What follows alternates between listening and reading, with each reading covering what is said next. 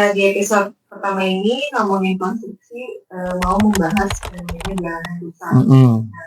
Nah, untuk beberapa kasus jalanan rusak yang terjadi di Bangladesh itu ada banyak. Beberapa di antaranya kayak pertama, turis asing jatuh saat jogging di Pantai Kuta Bali.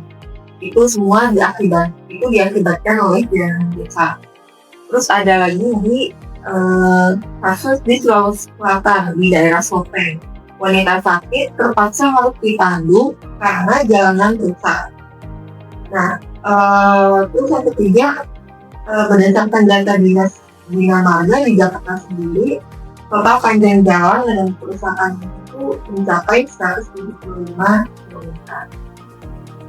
Nah, untuk pertanyaannya, dari sisi teknis sebenarnya apa saja yang menyebabkan kerusakan pada jalan? Oke. Kerusakan pada jalan itu pada dasarnya banyak peran yang menyebabkan kerusakan jalan itu. Pertama mungkin salah fungsi.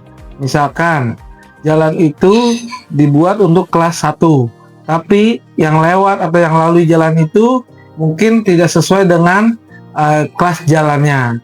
Yang kedua, secara teknis mungkin minimnya perawatan.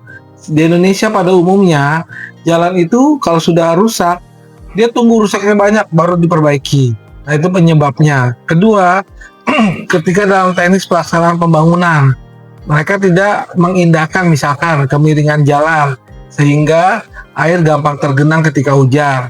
Kedua, mungkin tidak ada saluran di sisi kiri kanan jalan tersebut sehingga air tidak dapat mengalir dengan lancar, karena kita tahu bahwa jalan atau beton dan aspal itu tidak kuat terhadap air. Mungkin itu menurut saya menyebab kerusakan yang terjadi di Indonesia selama ini. Kalau menurut Bapak ada nggak sih solusi atau pencegahan yang bisa dilakukan oleh para kontraktor atau developer?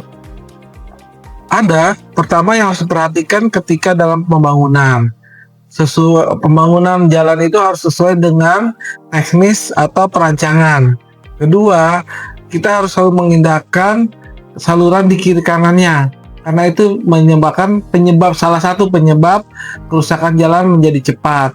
Ketiga, ya mungkin secara fungsi ya. Jadi jalan itu harus dibangun sesuai dengan fungsinya. Untuk kendaraan umum mungkin apabila jalan tersebut dilalui untuk kendaraan besar, ya kita harus naikkan grade jalan tersebut. Menurut saya itu harus diperhatikan sih oleh pemerintah.